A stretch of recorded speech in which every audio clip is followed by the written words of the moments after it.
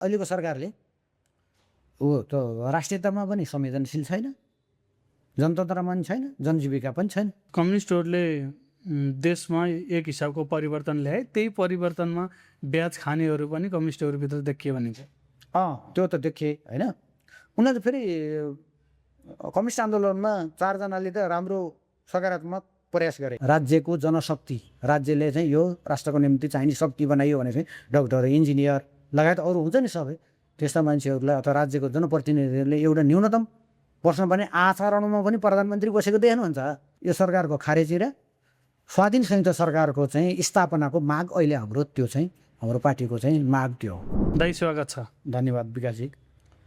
तपाईँ क्रान्तिकारी कम्युनिस्ट पार्टीको पोलिट ब्युरो सदस्य पनि भर्खर मात्रै मनोनित हुनुभएको छ, त्यसकारण दाइलाई सर्वप्रथम बधाई तथा शुभकामना दिन चाहन्छु। धन्यवाद। पोलिट ब्युरो बैठकबाट तपाईँहरूको निर्णय केही सार्वजनिक गर्न मिल्ने निर्णय छ भने के निर्णय गरौँ, थोरै छोटोमा राख्दैन? यो सम्भवतः पोलिट ब्युरोको निर्णय त प्रवक्ता मार्फत चाहिँ सार्वजनिक गरिन्छ। अब पार्टीले पत्रकार सम्मेलन गर्नुभन्दा अगाडि मेरो यो अन्तर्वार्ताको चाहिँ जुरेको हुनाले म चाहिँ मिल्ने जति चाहिँ म चाहिँ निर्णय हुन्छ, छोटोमा राख्दैन? छोटोमा म राख्छु। सबभन्दा पहिला त यो अहिले नेपालमा जुन सरकार छ, बालेन्द्र शाहको नेतृत्वमा भएको सरकारलाई हाम्रो पार्टीले चाहिँ यो अमेरिकन साम्राज्यवादद्वारा प्रायोजित सरकार, साम्राज्यवादको प्रपञ्चद्वारा चाहिँ निर्माण भएको सरकार भनेर चाहिँ भनेको छ। र यो चाहिँ उनीहरूले बनाएको नियम कानुन होइन, विद्यमान संसदीय व्यवस्थाहरूले नियम कानुन चाहिँ च्यातचुत बनाएर चाहिँ यो सरकार अगाडि बढिरहेको स्थिति छ। कुनै पनि छैन, स्वेच्छाचारी ढङ्गले अगाडि बढिरहेको छ र यात्रा फाँसीवादतिर छ। अब हामीले चाहिँ साम्राज्यवाद विरोधी मोर्चा निर्माण गरेर जाने भनेर एउटा चाहिँ साम्राज्यवाद विरोधी राष्ट्रिय स्वाधीनताको लागि साम्राज्यवाद विरोधी मोर्चा बनाएर जाने भन्ने एउटा निर्णय छ महत्त्वपूर्ण। हामीले नारा 2टा अगाडि सारेका छौँ। तत्काल एमसिसी खारेज हुनुपर्छ एउटा, र अर्को चाहिँ असमान सन्धि सम्झौताहरू जुन त्यससँग चाहिँ नेपालको असमान सन्धि सम्झौता, राष्ट्रहित विपरीत सन्धि सम्झौता छन्, त्यो खारेज हुनुपर्छ भनेर 2टा मागलाई सशक्त ढङ्गले उठाउने र यो मागसँग सहमत हुने सबै शक्तिसँग होइन, सबै शक्तिसँग एउटा बृहत चाहिँ संयुक्त मोर्चा बनाएर जाने भन्ने निर्णय भएको छ। अहिले यो सरकारको विरोध त काङ्ग्रेस, एमाले, नेपाली कम्युनिस्ट पार्टीदेखि लिएर पुराना सबै पार्टीहरूले गरिरहेका छन्। तपाईँहरू उहाँहरूसित नि मोर्चा बनाएर अगाडि बढ्न तयार हो? हो, त्यो चाहिँ अहिले हामीले चाहिँ के छ भने यो साम्राज्यवादी प्रपञ्चद्वारा बनाएको यो चाहिँ प्रायोजित सरकार, कठपुतली सरकार अथवा दलाल सरकार भएको हुनाले यस सरकारको थोरै मात्रै विरोध गर्नेहरूलाई पनि सँगै लिएर नराख्ने हो भन्ने नजाने हो भने देश बाँच्दैन। पहिला देश बचाउनु पऱ्यो होइन। देश बाँचिसके पछाडि कसले श्रेष्ठ हासिलता गर्ने, काङ्ग्रेसले, एमाले अथवा अरू संसदीय पार्टी कि हामीले भन्ने बारे पछाडि हामी चाहिँ प्रतिस्पर्धा गरौँला नि। अहिले देश रहेको राजनीति रहन्छ, राजनीति रहेको हामीले क्रान्ति गर्न सकौँला। अहिले त देश र राजनीति नरहने स्थिति भएको हुनाले बृहत संयुक्त मोर्चाको कुरा चाहिँ हाम्रो भएको छ। नेपालका कम्युनिस्टहरू चाहिँ क्रान्तिकारी धार हामी हो भनेर आफूलाई चाहिँ आत्मसमीक्षा नगरिकन चाहिँ आफूलाई दाबी गर्ने, त्यसपछि सरकारलाई चाहिँ विभिन्न शक्ति केन्द्रको सरकार हो भनेर आरोप लगाइदिने। अहिले तपाईँहरूको बैठकमा पनि त्यही भयो। त्यसो भए होइन, त्यस्तो भएन। यो कम्युनिस्ट पार्टीलाई संसारमा कम्युनिस्ट पार्टी मात्रै होइन, सबै पार्टीहरू होइन। हामीले यो देखिरहँदाखेरि अहिले पछिल्लो चरणका सरकारहरू हेर्दाखेरि एउटा सरकार बनेपछि अर्को एउटा कम्युनिस्ट पार्टीले अर्को आरोप लगाइदिएको छ, अर्को पार्टीले अर्को आरोप लगाइदिएको छ। कहिले भारतीय दलालको आरोप लगाइदिएको छ, कसैलाई अमेरिकाको एजेन्टको आरोप लगाइदिएको छ, कसैलाई युएनको एजेन्टको आरोप लगाइदिएको छ। यो हुँदै देश त कहाँ पुगिसक्यो, कुन अवस्थामा देश थियो होइन, मूल्याङ्कन गर्नु होला त। त्यो त आरोप लगाउने ठाउँहरू गरे नि त उनीहरूले। अब एमालेलाई हामीले त्यतिकै आरोप लगाएन, महाकाली सन्धि गरे हो नि त, एमाले राष्ट्रघात गरे हो नि त होइन। तत्कालीन एकीकृत नेकपा माओवादीले पनि विपा सम्झौता त गरे हो नि त होइन।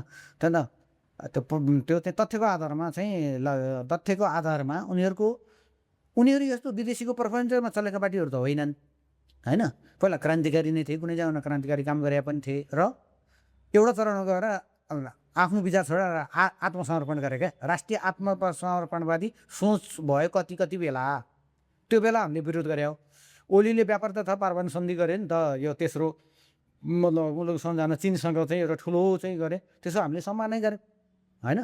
अनि प्रचण्डले बिआरआईसँग सम्झौता गरे होइन, जो नेपाललाई आर्थिक रूपमा पनि सबल बनाउने, स्वतन्त्र बनाउने, सहयोग गर्ने भएका सम्झौताको त किन विरोध गर्न पऱ्यो, विरोध गरेर होइन, समर्थन गरेर हामीले जुन चाहिँ देशलाई चाहिँ घात भएको छ त्यो त हामीले राजा महाराजाको पनि गरे, हामीले सबैको देशभक्तको नाममा गरिएका घातहरूलाई पनि अपराधहरूलाई हामीले भण्डाफोर गरेका छौँ। त्यो भएको हुनाले यसलाई बहसमा छन्, कम्युनिस्टहरू बहसमा छन्, एकले अर्कालाई आरोप पनि लगाएका छन्। तर ठुलो कुरो प्रयास, उनीहरूको प्रयास राम्रो पनि त, कम्युनिस्टहरूकै प्रयासले देशमा गणतन्त्र आएको हो नि त। गणतन्त्र, संहिता, धर्मनिरपेक्षता, समाजवादी समावेशिता कम्युनिस्टहरूले ल्याए, फेरि यसको त हामीले सम्मान पनि गरे हामीले। कम्युनिस्टहरूले देशमा एक हिसाबको परिवर्तन ल्याए, त्यही परिवर्तनमा ब्याज खानेहरू पनि कम्युनिस्टहरूभित्र देखिए भनिन्छ। त्यो त देखिए होइन। उनीहरूले फेरि कम्युनिस्ट आन्दोलनमा 4 जनाले त राम्रो सकारात्मक प्रयास गरे। पुष्पलालले कम्युनिस्ट पार्टी खोलेर एउटा धार होइन, अग्रगामी धारको चाहिँ गरे, त्यो राम्रो प्रयास हो। 2829 साल पछाडि मोहन विक्रम सिंहको नेतृत्वमा नेकपा चौथो महाधिवेशन भन्ने चाहिँ गठन भयो। त्यसले चाहिँ धेरै जनमत बढाए, क्रान्तिकारी धार, माओवादलाई पकड्ने होइन, माओ विचारै भने पनि त्यति बेला माओको सिद्धान्तहरू सार्वभौम छन् भन्ने ठाउँमा त पुर्याए है। तेस्रो चाहिँ मदन भण्डारीले नेपालमा वामपन्थी जनमत बढाउने काम गरे। क्रान्ति नै नभए नि जनमत त बढायो नि त, वामपन्थी जनमत त बढाए। यी सबैभन्दा बढी चाहिँ प्रचण्डले के अरे गणतन्त्र ल्याए। गणतन्त्रको पिताकै रूपमा त उनी विकास भए, गणतन्त्र ल्याए होइन। प्रचण्डकै नेतृत्वमा जनयुद्ध भएको थिएन भन्दा आजै यति छिटो गणतन्त्र नआउने रहेछ होइन। त्यस कारणले गर्दाखेरि प्रचण्ड, मदन भण्डारी, मोहन विक्रम सिंह अनि पुष्पलालको इतिहासमा भएको सकारात्मक प्रयासहरूले हाम्रो सम्मान गर्नुपर्छ। र फेरि उहाँहरूले के गर्नुभयो त भन्दा क्रान्ति त पुरा गर्नु भएन नि। उहाँहरूले पुष्पलालले सुरुवात गर्दाखेरिको नयाँ जनवादी क्रान्ति अथवा वैज्ञानिक समाजवादी क्रान्ति त सम्पन्न भएन नि देशमा हामीले भनेको। त्यो भन्दा क्रान्ति सम्पन्न गर्नको लागि ती सकारात्मक प्रयासहरूको समीक्षा गरेर होइन, हिजोको के अरे आन्दोलनमा भएका सबलता र दुर्बलताहरूको चाहिँ राम्रो चाहिँ अपरेसन गरेर समीक्षा गरेर चाहिँ फेरि चाहिँ अर्को प्रयास, पाँचौँ प्रयास गर्नुपर्ने स्थिति देख्नुहुन्छ तपाईँहरूले। अब यो क्रान्ति सम्भव हुन्छ, क्रान्ति सम्भव छ। कसको नेतृत्वमा क्रान्ति सम्भव हुन्छ? हामीले एउटा छलफल गरिरहेछौँ। कस्तो छलफल गरिरहेछौँ भने अहिले एउटा मेरो स्वतन्त्र विचार पनि हो। अहिले हामी जनयुद्ध लडेर आएको हो, म जनयुद्धमा चाहिँ भाग लिएको। जनयुद्धमा लाइमा चाहिँ पुरै सहभागी भएर निस्किएको पङ्क्ति छ नि, जुन मेरो उमेरको चाहिँ पङ्क्ति चाहिँ करिब 2000को हाराहारीमा छ क्या। 45देखि 55 उमेर समूहको जनयुद्धले उत्पादन गरेको चाहिँ नेतृत्व पङ्क्ति भनेको विभिन्न घटकहरूमा रहेको 1500देखि 2000 हामी जस्तो यो एउटा पङ्क्ति मत, यो चाहिँ प्रौढ भनौँ हामी, अब युवा भन्दा अलिक 40 त कटिसक्यौँ हामी होइन। यो बिचको वर्ग एउटा चाहिँ हाम्रो 2000को सङ्ख्यामा छ।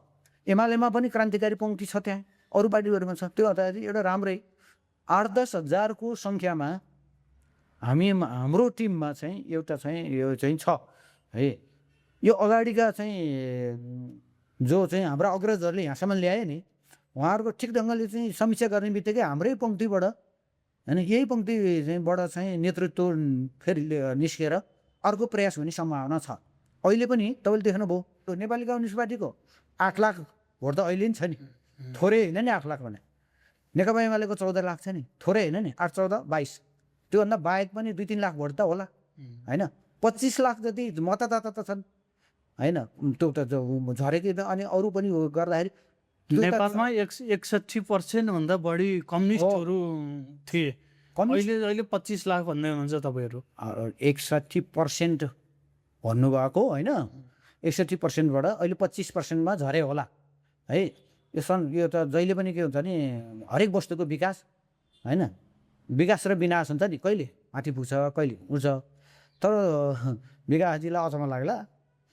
अनि अहिले घटेको चाहिँ कम्युनिस्टको मत घटेको मत भन्ने छ नि, त्यो कम्युनिस्टको क्रान्तिकारी कम्युनिस्टको मत घटे होइन क्या। त्यो घटेको संसदवादी कम्युनिस्ट पार्टीको मत घटेको, संसदमा भाग लिने संसदीय कम्युनिस्ट पार्टीहरूको मत पो घटेको क्रान्तिकारी भयो। तपाईँहरूले पनि पहिला भाग लिनु भएको थियो नि संसदमा, त्यो बेला नि मत कति आयो त हामीले हेरिरहेको छौँ नि। होइन हामीले भाग लिँदा नि अरू क्रान्तिकारीहरूले त बहिष्कार गरिरहेको थियो नि त। हामीले उयो गर्दा विप्लवहरू ऋषि कटेलहरू होइन आहुतिहरू त्यो गरिरहेको थिए होइन। यो चाहिँ एउटाले भाग लिँदा अर्कोले चाहिँ एउटाले उयो गर्दा अर्कोले बहिष्कार गरिरहेको छ। त्यो हुनाले क्रान्तिकारीको मात्रै ठ्याक्कै यति छ भनेर भन्न सक्ने स्थिति त्यो अझै एउटा सशस्त्र शक्तिको रूपमा छ अनि तत्त्वको हिसाबले त्यो पोलिटिकल म्याथको भन्दा पनि पोलिटिकल साइन्सको हिसाबले चाहिँ त्यो क्रान्तिकारी धार चाहिँ सशक्तै छ होइन। हुन्छ, हामी यो कम्युनिस्ट आन्दोलनको बारेमा फेरि पनि छलफल गर्छौँ। दाइलाई चाहिँ म अहिले बाल्यकालतिर फर्काउन चाहन्छु। तपाईँको बाल्यकाल गोर्खामा जन्मिनुभयो, गोर्खामै बित्यो, कसरी बित्यो छोटकरीमा हुन्छ नि? म 2033 साल फागुन 27 गते जन्मेँ म होइन। मेरो बुवा आमाको म चाहिँ 5औँ सन्तानमा दोस्रो, म माथि दिदी हुनुहुन्छ, दिदीपछि म, मेरो चाहिँ 2टा भाइहरू बहिनी होइन। अनि बुवा 76 सालको असार 22 गते बुवाको निधन भइसक्यो। म राजनीति परिवारमा, मेरो बुवा 36 सालकोमा तत्कालीन सबभन्दा क्रान्तिकारी पार्टी चाहिँ नेकपा छौमामा पार्टी सदस्य लिएर 36 सालमै जिल्ला सदस्यमा निर्वाचित भएर होइन।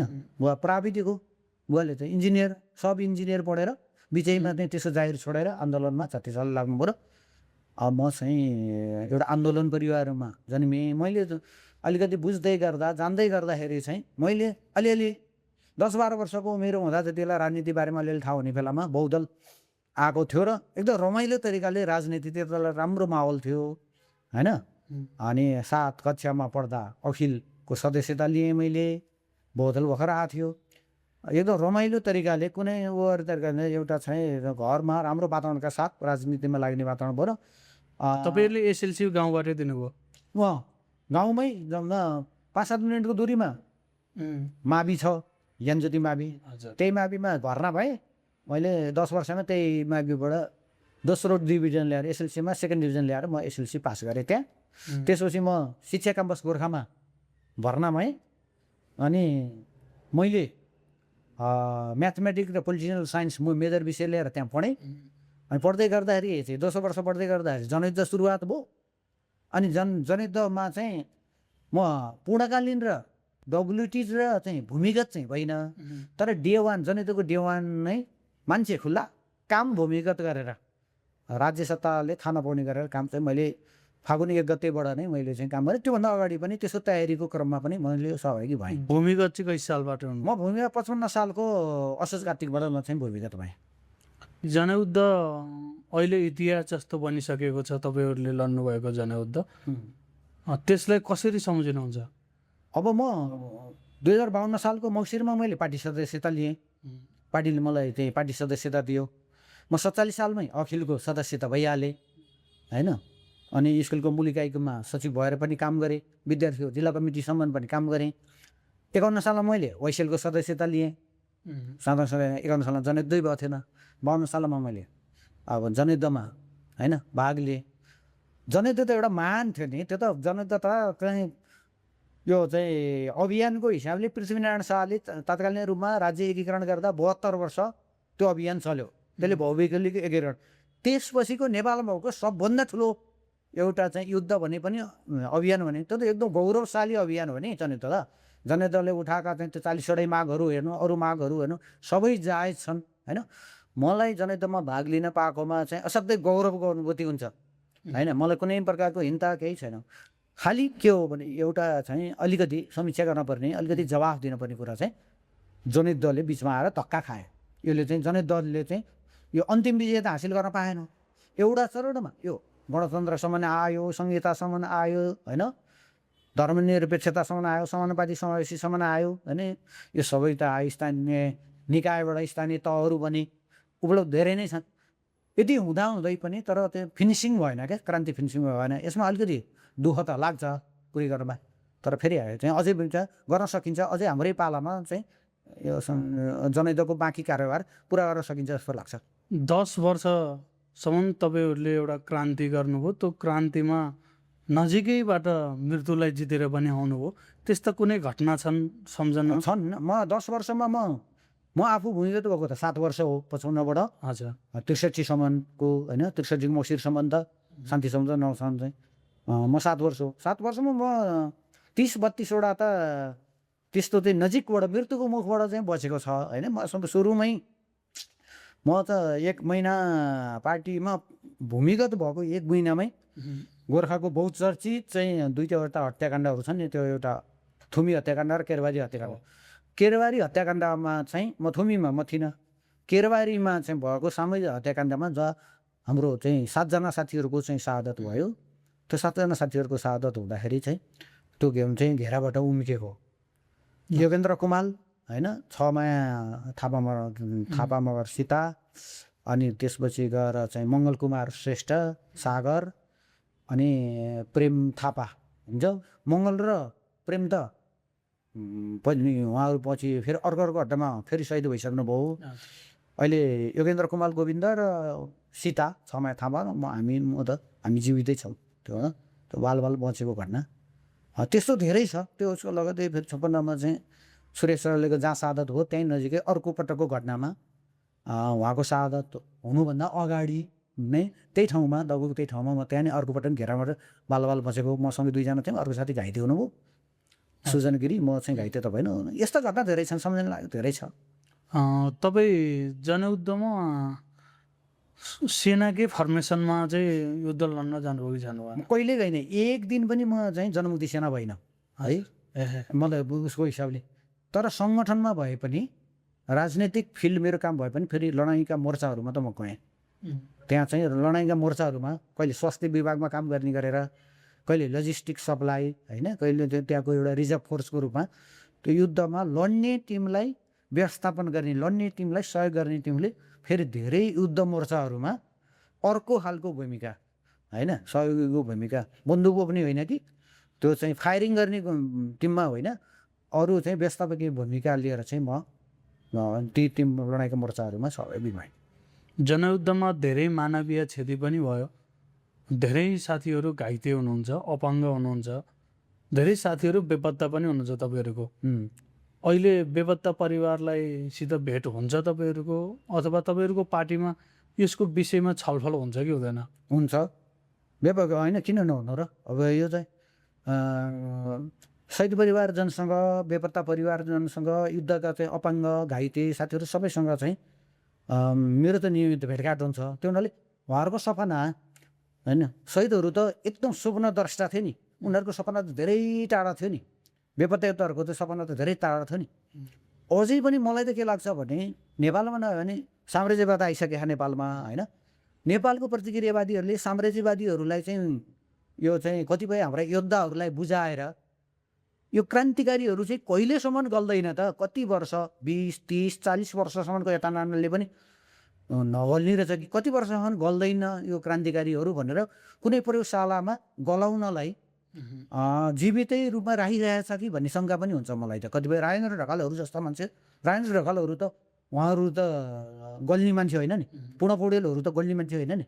त्यो हुनाले यस्ता पात्रहरू होइन जो बेपत्ता हुन्छ, पुष्पराज देवकोटा उहाँहरू जस्तो चाहिँ योद्धाहरू त यातनाले गल्ने मान्छेहरू होइन। त्यो नगल्दासम्म यो चाहिँ होइन साम्राज्यवादको नेपालमा त होइन कुनै ठाउँमा लिएर गएर चाहिँ संसारभरका क्रान्तिकारीहरू कति वर्षसम्म चाहिँ उनीहरूले चाहिँ गल्दैनन् भनेर त्यस्तोलाई चाहिँ राखिरहेको जस्तो लाग्छ। यसको लागि यो छोड्नुहुन्न, बेपत्ताहरूको खोजी गर्ने कार्यलाई एकदम निरन्तरता दिइराख्नुपर्छ होइन। जनयुद्धबाटै आएको पार्टीले पनि 2-3 चोटि सरकारको नेतृत्व गरिरह्यो, परिवारलाई चाहिँ मलमपट्टि लाउन सकेन।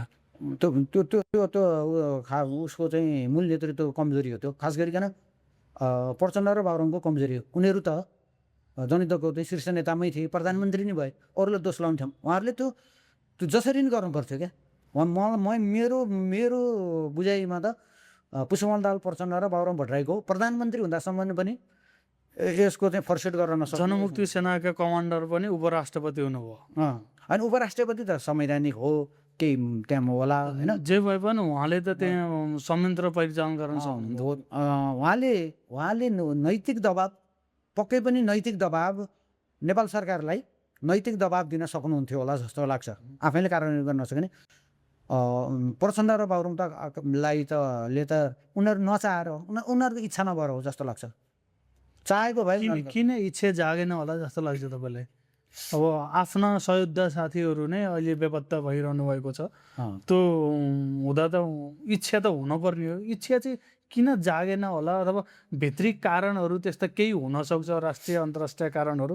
होइन त्यो त कतिपय त त्रुटि चाहिँ माओवादी पक्षबाट पनि भएको छ, कतिपय गैर न्यायिक हत्याहरू पनि भएको छ होइन।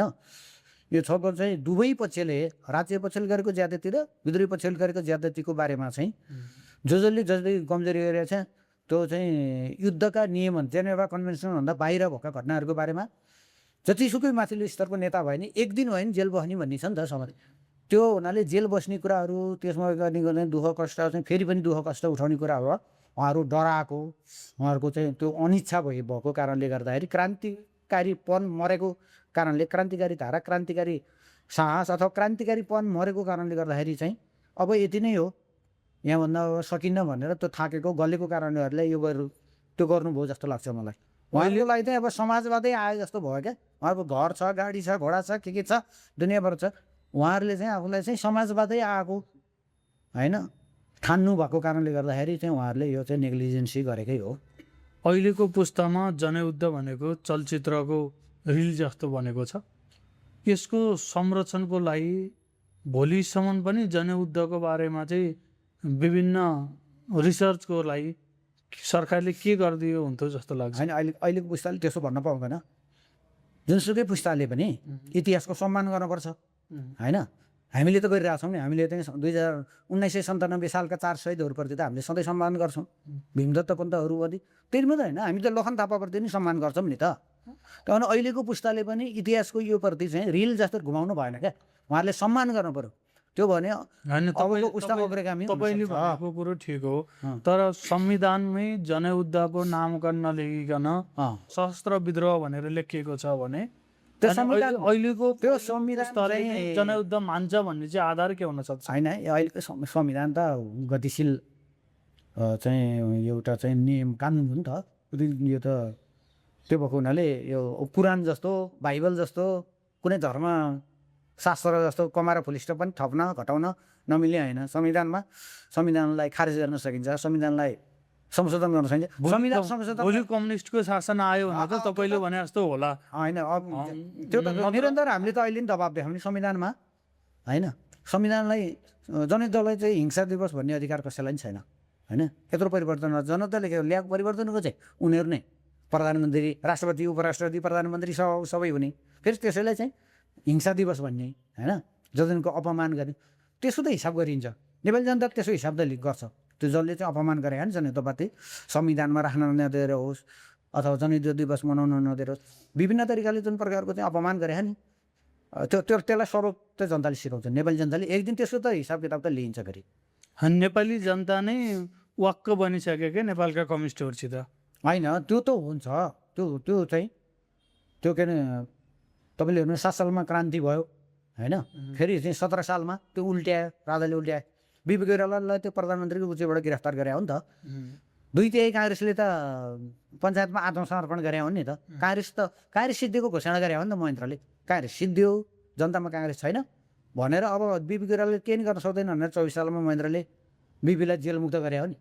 तर तिनै काङ्ग्रेस तिनै कम्युनिस्टहरूले फेरि 46 सालमा के भएर आयो, उनीहरूले त्यो परिवर्तन गरे होइन। त्यति बेलाको कुरालाई फेरि बहुदल त फिर्ता ल्यायो नि त होइन। अहिले हामीले चाहिँ हाम्रा उपलब्धिहरू होइन, अहिले चाहिँ यो साम्राज्यवादको प्रपञ्चद्वारा चाहिँ निर्माण गरिएको सरकार भने चाहिँ यसले केही फिर्ता लैरहेछ है। त्यो त विद्यार्थीहरूले चाहिँ सङ्गठन गर्ने, विद्यार्थीको त आफ्नो चाहिँ होइन स्वतन्त्रतापूर्वक गतिविधि गर्ने होइन, त्यो अधिकारको बारेमा लड्ने, सङ्गठन खोल्ने, विचार प्रवाह गर्ने, माथि प्रतिबन्ध लगाएको छ ट्रेड युनियन विभिन्न छ नि त यो कर्मचारीको। यो माथि त अहिले त प्रतिक्रमण भइरहेछ, प्रतिक्रान्ति भइरहेछ। प्रतिक्रान्ति सधैँ हुँदैन होइन। समाज त अग्रगमनतिरै जान्छ। अलिकति केही समय यो चाहिँ पछाडि फर्के जस्तो भए पनि फेरि जनताले चाहिँ बुझ्छन् क्या, जनताले बुझ्छन् र फेरि समाजलाई अग्रगमनतिरै लैजान्छ। क्रान्ति चाहिँ सरल रेखामा हुँदैन, क्रान्ति वक्र रेखामा हुन्छ। क्रान्ति कहिले अगाडि जान्छ, कहिले पछाडि जान्छ, अनि अगाडि चाहिँ अनि एउटा चरणपछि जसरी पानी तातेपछि बाफ बन्छ नि, त्यो क्रान्ति पनि मात्रात्मक विकास भएर ड्याममा अनि गुणात्मक विकास हुने हो। त्यो म त निराश छैन। अहिले अलिअलि चिजहरू त उल्टेका त छन्, तर यसले चाहिँ हामीलाई फेरि गम्भीर पाठ सिकाएको छ। जो चाहिँ क्रान्ति सम्पन्न भयो, समाजवाद आयो भन्थे नि केही नेताहरू, जो चाहिँ नेपाल सरकारसँग एउटा मात्रै चाहिँ सुनगाल्ने मेसिन छ। जनैत लडेर आएका कतिपय नेताको घरमा 5वटासम्म सुनगाल्ने मेसिन भेट्यो भन्ने आयो नि, होइन? अनि कतिपय नेताहरूले चाहिँ वास्तविक नेपालीहरूलाई नक्कली भुटानी बनाएर चाहिँ मानव बेचबिखन गरेको कुरा भने छ्याङछ्याङदै आयो, होइन? यसरी बिहे गर्ने चाहिँ जनयुद्धका नेताहरूको चाहिँ उनीहरूको विचारमा, दृष्टिकोणमा स्खलन आएर पनि, होइन, ब्याक भयो र त्यसको मारमा हामी पनि परेको कुरा हो, होइन? है, हामी पनि परेको कुरा हो। तर फेरि चाहिँ त्यो त पतन भएर जान्छ। जसले गल्ती गरे हामीले चाहिँ फिल्टर गरेर जनताले फेरि इमान्दार नेता कार्यकर्तालाई अगाडि बढाइहाल्छन्, फेरि साथ दिइहाल्छन्, अर्कोबाट साथ दिइहाल्छन्। अब हामीलाई साथ दिने बेला आउँदैछ जनताले अग्रगमनको निम्ति। जनताले फेरि साथ दिन्छन्, जनताले किन नदिने र? त्यो एउटै घटनाले चाहिँ जनतालाई चाहिँ त्यस्तो अपमान गर्न पाइएन नि त, होइन? जनता त बहुदल पञ्चायत निरङ्कुश राजतन्त्र, होइन? कहिले जनताले राणालाई पनि साथ दिए। जनताले युवा नेतृत्व भनेर अहिलेको सरकारलाई 2/3 हाराहारीको मत दिएर पठाएको छ। यो सरकार चाहिँ कसरी अगाडि बढ्छ जस्तो लाग्छ? होइन, युवाको त गल्ती छैन, किनभने जस्तो हो कुनै पाइलटले काठमाडौँबाट चाहिँ दिल्ली लैजान्छु भनेर उडाएको चाहिँ जेट प्लेन, उसले दिल्ली लान्छु भनेर चाहिँ उडाएको हुन्छ, प्यासेन्जर नि दिल्ली जाने भनेर गएको हुन्छ।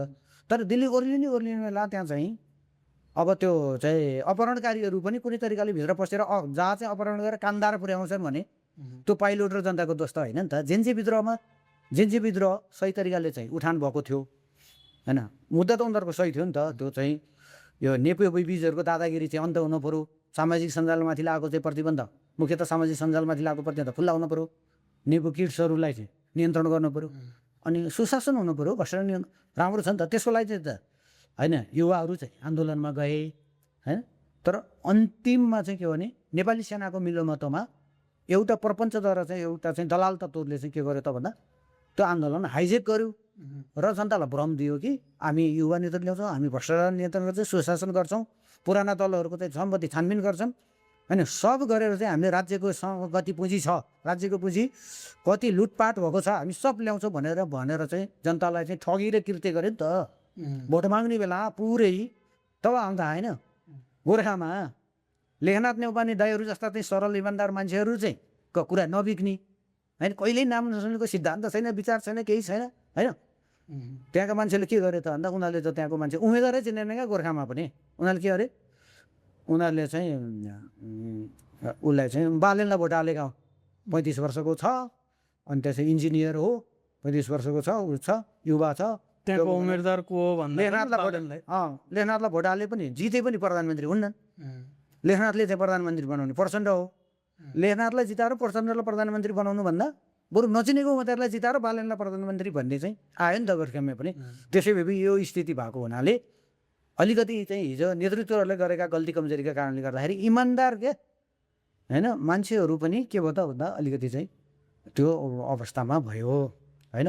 नत्र त गोर्खाली जनताले लेखनाथ नेउपाने, होइन, दाईहरू जस्ता मान्छेलाई हराउन पर्ने कारण त के पनि कारण छैन। केही उनीहरूले त बेदागै मान्छे हो नि, के दाग छ र त नि, होइन? उनीहरूले एउटै आरोप बढी लाउनु सक्यो, प्रचण्डको कार्यकर्ता भन्ने आरोप त हो नि, अरू त के छ र? यो सरकार कति समयसम्म अगाडि बढ्ला जस्तो लाग्छ? यो 5 वर्षमा जाँदैन, यो चाहिँ 5 वर्ष हो नि जानु पर्यो नि त। 5 वर्ष जाँदैन भनेको फेरि मध्यावधि हुन्छ कि चाहिँ अब यो अर्को आन्दोलनद्वारा यो चाहिँ फालिन्छ, होइन? अहिले हेर्नु न, राष्ट्रियता, जनतन्त्र र जनजीविका हो नि मुख्य गरेर मुद्दाहरू हुने। राष्ट्रियतामा नेपालले पनि भारतको भूमि कब्जा गरेको छ, प्रधानमन्त्रीले भन्छ। संसारको कुनै प्रधानमन्त्री भन्छ यस्तो, संसारकै क्या, नबिकन कसैले भने, होइन? आफ्नो देशको जमिन अर्को देशले कब्जा गरेको छ भनेर। त्यो हुनाले अहिलेको सरकारले त राष्ट्रियतामा पनि संवेदनशील छैन, जनतन्त्रमा पनि छैन, जनजीविका पनि छैन। त्यो भएपछि त फेरि त्यस अर्को जनआन्दोलनको आवश्यकता अगाडि आइरहेछ। सुकुमासीहरूमाथि हेर के अनगिन्ती क्या, 100 दिन 100वटा काम गर्छु भनेर चाहिँ भने होइन यो सरकारले। 100 दिन कतिवटा काम, कार्यतालिका नै कार्यतालिका सार गरे। उसले अहिले दाबी चाहिँ के अरे 100 दिनमा उसै सांसदले 100 दिन 100वटा भने 12वटा गरिएछ भनेको छ। अनि 100 दिन 12वटै गर्ने भनेर भने भइहाल्छ नि, किन चाहिँ त्यो त 88वटा चाहिँ होइन फाँसीवादी छ क्या यो। फाँसीवादी भनेको आफ्नै संविधान च्यातेर आफ्नै काम बेचेर चाहिँ मनलाग्ने ढङ्गले विपक्षीले देख्न नसक्ने हो। त्यसले यो चाहिँ ड्यामै यसले चाहिँ सदन विघटन गरेर संसद विघटन गरेर अर्को चुनावको घोषणा गर्न नि सक्छ।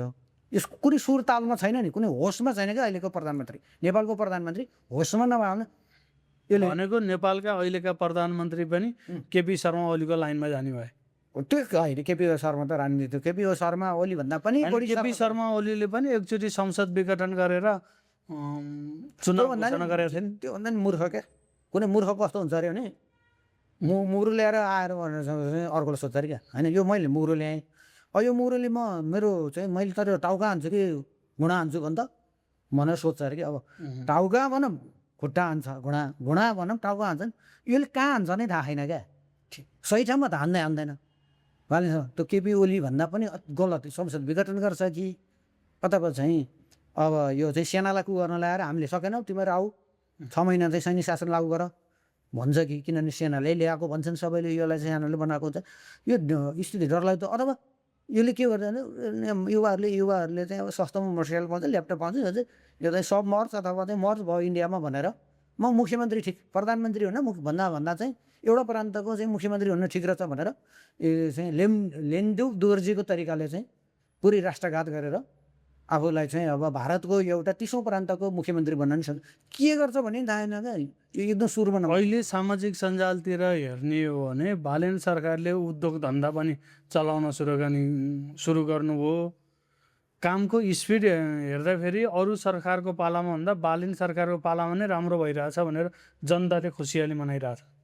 अनि सबभन्दा पहिला नेपालमा सबभन्दा खुसी मनाउनु पर्ने किसानहरूलाई होइन, सबभन्दा ठुलो शक्ति त किसानहरू होइन।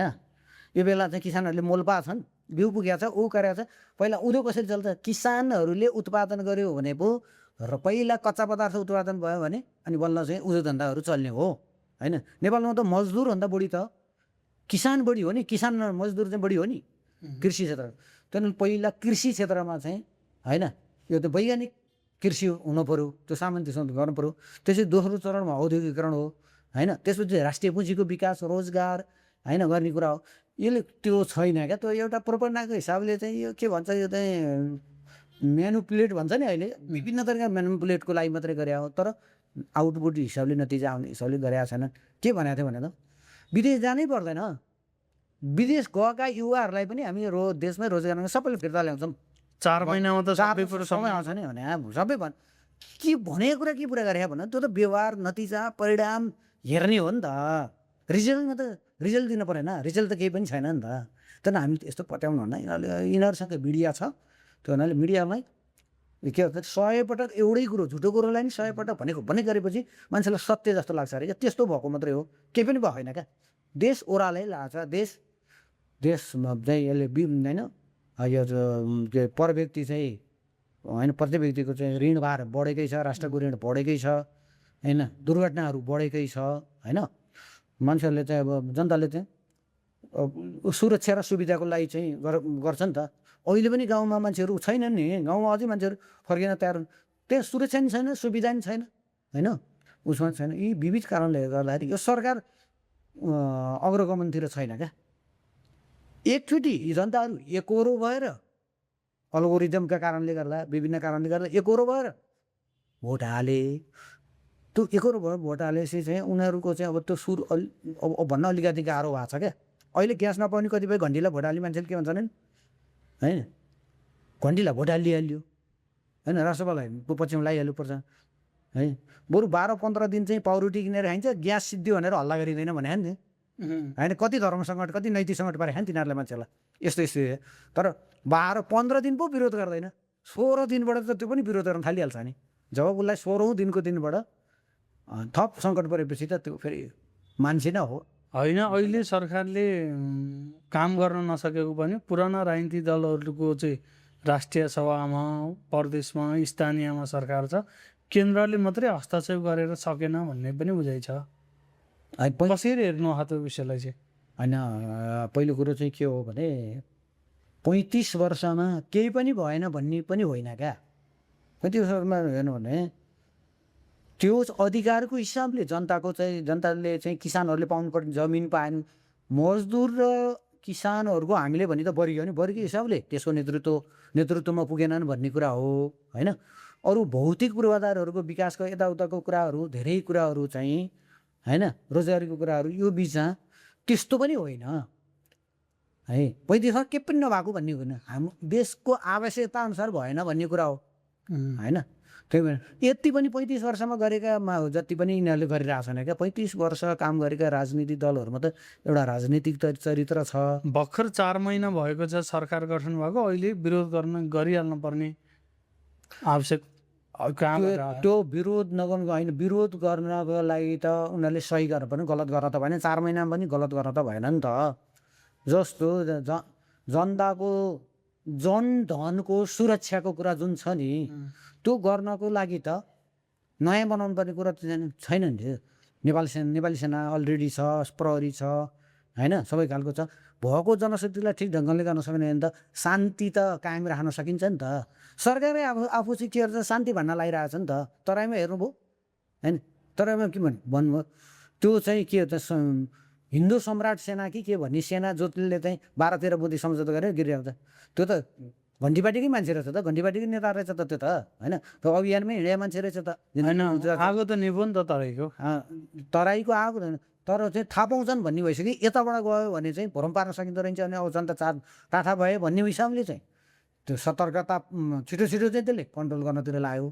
नत्र त उनीहरू नै जोडिएको देख्यो तपाईँले। त्योभन्दा अगाडि मिडिया हाउसहरूमा चाहिँ त्यो अस्तव्यस्त जाम पार्ने कारण कसले गरिरहेको छ भन्दा जम्मै सांसदका, मन्त्रीका, कका गाडीहरू रहेछन् नि त त्यो होइन। अनि त्यसपछि सुकुमासी बस्तीमा चाहिँ के होल्डिङ सेन्टर होला, अनि होल्डिङ सेन्टरको कति दिन चाहिँ लिएर गएर व्यस्त गर्छु भने होइन है। तिनीहरूको चाहिँ अवस्था कस्तो रह्यो भन्नु त, मान्छेले आत्महत्या गर्नुपर्ने स्थिति भएन सुकुमासीहरूबाट होइन। आजै मात्रै पनि एकजनालाई आजै पनि होइन गरिरह होइन। एकजनाले चाहिँ यो के आगो लगाएर चाहिँ गणेश नेपालीको चाहिँ त्यत्रो चाहिँ देशै हल्लाउने चाहिँ घटना तपाईँले सुन्नुभयो नि त। अनि यस्ता कुराहरूले अनि यसको चाहिँ विरोध नगर्ने, राम्रो गर्यो भनिदिनु पर्ने हामीले चाहिँ मान्छे चाहिँ मरिरहेछ होइन, त्यो चाहिँ भइरहेछ, गजब क्या राम्रो काम गर्यो, क्या राम्रो भन्छ। मान्छे मार्ने खेती गरे, केही खेती गर्न नसक्यो भने मान्छे मार्ने खेती गर्यो, दुःख दिने खेती गर्यो, राम्रो वा 4 महिना गर्यो भनिदिनु पर्ने। यो त अधिकार छ नि त, त्यो गलत त्यो नभन्ने। तर सकारात्मक ढङ्गले सुझाव दिएर अगाडि बढाउन सकिन्छ होला नि सरकार। सकारात्मक दिनको लागि त सकारात्मकलाई उनीहरू उसले पनि त्यो खालको वातावरण बनाउनु हामीले भनेका छौँ नि त। एउटा बृहत राष्ट्रिय राजनीतिक सम्मेलनको आयोजना गर, सर्वदलीय चाहिँ सर्वपक्षीय गर, हाम्रो लागेको सुझाव छ भनेकै छ त। प्रधानमन्त्री कालो चस्मा लगाएको छ, कालो कपडा लगाएको छ, कहाँ बसेको छ, के गरेको छ होइन। अनि चाहिँ त्यो चाहिँ सबभन्दा चाहिँ के संसदीय व्यवस्थामा चाहिँ संसद भनेको सार्वभौम सत्ता सम्पन्न थलो होइन। प्रधानमन्त्री भने उसको दलको मात्रै नेता हुन्छ, प्रधानमन्त्री भने संसदकै नेता होइन, सिँगै चाहिँ देशकै नेता होइन। अनि त्यहाँ गएर सम्बोधन गर्ने प्रधानमन्त्री भइसकेपछि चाहिँ सबैको नेता होइन देशभरिको 3 करोड नेपालीको जनता, 3 करोडलाई चाहिँ सबभन्दा चाहिँ उत्तर दिने ठाउँ कहाँ हो होइन। सदनमा गएर चाहिँ उत्तर दियो भने त सब ठाउँमा पुग्छ नि त, आधिकारिक पनि हुन्छ त्यो कुरा। अनि मध्यरातमा 12 बजे र 1 बजे चाहिँ होइन, त्यसपछि चाहिँ फेसबुकमा लेखेको छ के लेखेको छ होइन, कुनै जवाफदेहिता, कुनै छैन, कुनै अनुशासन। एउटा राज्यले चाहिँ राज्यको जनशक्ति, राज्यले चाहिँ यो राष्ट्रको निम्ति चाहिने शक्ति बनाइयो भने चाहिँ डक्टर, इन्जिनियर लगायत अरू हुन्छ नि सबै त्यस्ता मान्छेहरूलाई अथवा राज्यको जनप्रतिनिधिहरूले एउटा न्यूनतम वर्षमा पनि आचरणमा पनि प्रधानमन्त्री बसेको देख्नुहुन्छ। राष्ट्रपतिले नीति तथा कार्यक्रम गरिरहेछ, देशको चाहिँ सर्वोच्च नेतृत्वले चाहिँ एउटा गरिरहेछ, राष्ट्रपति बिचमा उठेर चाहिँ होइन गएको छ नि। प्रधानमन्त्री कहाँ जानुभयो नि, खै देश बनाउनु तल लाएर एकछिन जानुभयो भनेका छन्, मान्छेले खिसी दोहोरी गरेका छन्, के गरेका छन् त्योबाट के सिक्ने। अहिलेका युवा पुस्ताले, तपाईँ हाम्रा छोराछोरीहरूले भाइ बहिनीहरूले के सिक्ने भने त अहिलेको प्रधानमन्त्रीबाट सरले कक्षामा चाहिँ सरले पढाइरहनु भयो, ठिक्क बिचबाट चाहिँ उठेर जाने, कुनै गाउँमा पनि अरू पनि कार्यक्रमलाई त्यो असभ्यता प्रदर्शन गर्ने हो र, त्यस्तो होइन नि त। त्यो हुनाले यो कुराको यो चाहिँ करोडौँ जनताबाट, युवाहरूबाट, किसानबाट, मजदुरबाट, देशका चाहिँ विभिन्न श्रमजीवी वर्गबाट चाहिँ सिक्नपर्छ, जान्नपर्छ भन्ने छैन क्या अहिलेको प्रधानमन्त्री। अब तपाईँहरूको पार्टीले गर्ने आन्दोलन अथवा क्रान्ति कस्तो हुन्छ? हाम्रो आन्दोलन हामी राष्ट्रियता जनतन्त्र र जनजीविकाकै सवाललाई लिएर हामी जनसङ्घर्ष जनप्रतिरोध सङ्घर्ष र जनता तयार भयो भने त हामी त विद्रोह पनि गरिदिन्छौँ होइन त्योतिर चाहिँ छ अहिले तत्काल तपाईँहरू विद्रोह भन्दै गर्दाखेरि सहरी विद्रोहको लागि तपाईँहरूले पनि जोड दिनुभएको थियो। जेनजीले सहरी विद्रोह 2 दिनमा सफल गरायो, तपाईँहरू 10 वर्षसम्म चाहिँ सहरी विद्रोह मात्रै भन्नुहुन्छ। होइन, विद्रोहमा मुख्य कुरा चाहिँ देशको विद्यमान चाहिँ जटिल सङ्गठन क्या, सबभन्दा जटिल सङ्गठन भनेको नेपाली सेना आर्मी भन्ने हुन्छ क्या। आर्मीले कसलाई कतापट्टि चाहिँ समर्थन गर्यो त्यो विद्रोह सफल हुन्छ। नेपालको सेनाले नेपाल आर्मी चाहिँ तपाईँले बुझ्नुहोस् कि नेपालको आर्मी भनेको यो संयुक्त राष्ट्रसङ्घको शान्ति सेना पनि हो होइन, भारतको मानव सेना पनि हो। शान्ति सेनामा जान्छ, के गर्छ, अनुदान ल्याउँछ, के गर्छ, तालिम गर्छ। त्यो हुनाले यो साम्राज्यवाद प्रष्ट भयो होइन, यो जनता प्रष्ट भएन। यो जनता प्रष्ट भएको भए हामी जनताको विद्रोहलाई सम्मान गर्छौँ, जनताको विद्रोहप्रति चाहिँ मार्च पास गरेर पनि हामी चाहिँ गर्छौँ भने तर यतापट्टि हामीले मोड्न सकेको भए, सेनामा काम गरेर सेनालाई क्रान्तिकारी बनाउन सकेको भए अनि देशमा चाहिँ यो चाहिँ सर्वहारा वर्गको राज्य आउने चाहिँ विद्रोह हुन्थ्यो। यो विद्रोहलाई रोक्नलाई साम्राज्यवादको घुसपेटमा सेनाले चाहिँ के गर्यो त भन्दा विदेशीलाई खुसी बनाउने खालका चाहिँ यस्तो चाहिँ उसलाई विद्रोहलाई सफल। कस्तो विद्रोहलाई तपाईँले चाहिँ दोस्रो दिनको घटनालाई 24 पोखरको दोस्रो दिनको सिंहदरबार चलाएछ, सर्वोदय चलाएछ, राष्ट्रपति भवन चलाएछ। त्यो नेपालीहरूले त्यहाँ आऊ लाग्छ, त्यो नेपालीहरूले लागेको आऊ त होइन नि त होइन। त्यो कस्तो थियो त्यो 24, 25, 26तिर हेर्दाखेरि त विदेशीले आग्रह। अमेरिकाले इरानको इरानको राजधानीमा हमला गरे जस्तो थिएन त्यो नेपालको थियो स्थिति होइन। हामीले खोजेको विद्रोह त्यस्तो होइन नि त। हामीले त 700-800 वर्ष 1000 वर्षदेखिको चाहिँ राष्ट्रिय सम्पत्ति जलाउने आन्दोलन गर्न खोजे होइन नि त। त्यसको झन् संरक्षण अरू गर्ने भन्ने चाहिँ गरेको त्यो चाहिँ हाम्रो नेपालमा अग्रगमनको निम्ति हुने आन्दोलनलाई रोक्नको लागि, डाइभर्ट गर्नलाई, त्यसलाई चाहिँ मोड्नको लागि साम्राज्यले अर्को खालको चाहिँ हुन्छ त्यो आन्दोलन हाइजेक गर्यो क्या। त्यसले गर्दाखेरि अहिले हामी हो। तर एकपटक असफल हुँदैमा हामीले चाहिँ फेरि जनविद्रोहको कार्यदिशा छोड्ने कुरा त भएन। पछिल्लो समय पार्टी एकता को विषयमा केही छलफल हाम्रो यो पोलिट ब्युरोको मिटिङले हामीले चाहिँ पहिला यो चाहिँ धर्मेन्द्र वास्तवले नेतृत्व नेकपा बहुमत होइन, विश्वभक्त दुलाल आउतीले नेतृत्व गरेको वैज्ञानिक समाजवादी कम्युनिस्ट पार्टी नेपाल, ऋषि कटेलले नेतृत्व नेकपा अनि लगायत केही पार्टीहरूसँग चाहिँ हामीले तत्कालै पार्टी एकता गर्ने हिसाबले अगाडि बढ्ने र चाहिँ देशलाई बचाउनलाई आवश्यक पर्दाखेरि अलि लचिलो कम्युनिस्ट पार्टी समेत बनाएर एउटा मोर्चा बनाएर देशलाई निकास त दिनु पर्यो, देश त बचाउनु पर्यो। देश सुरुमा मोर्चा त्यसपछि एकता। सुरुमा मोर्चा एउटा मोर्चा। अब नारा हाम्रो के छ भने यसलाई चाहिँ सबै अटाउने चाहिँ यो चाहिँ स्वाधीन संयुक्त सरकारको नारा देख्छौँ क्या हामी। स्वाधीन संयुक्त सरकारमा सबै अटाउँछ। दलाल तत्त्व त अटाउँदैन, प्रपञ्चद्वारा तयार गरेको शक्ति त अटाउँदैन। दलाल तत्त्व बाहेक होइन स्वाधीन संयुक्त सरकारमा सबै अटाउँछ। स्वाधीन संयुक्त सरकारबाट मात्रै बनाउन सकियो भने देश बाँच्छ, अहिलेसम्मको गणतन्त्र बच्छ, सङ्घीयता बच्छ, समावेशिता समानुपातिक यो सबै कुरा बच्दै अग्रगमनतिर जान सक्छ होइन। यो सरकारको खारेजी र स्वाधीन संयुक्त सरकारको चाहिँ स्थापनाको माग अहिले हाम्रो त्यो चाहिँ हाम्रो पार्टीको चाहिँ माग त्यो हो।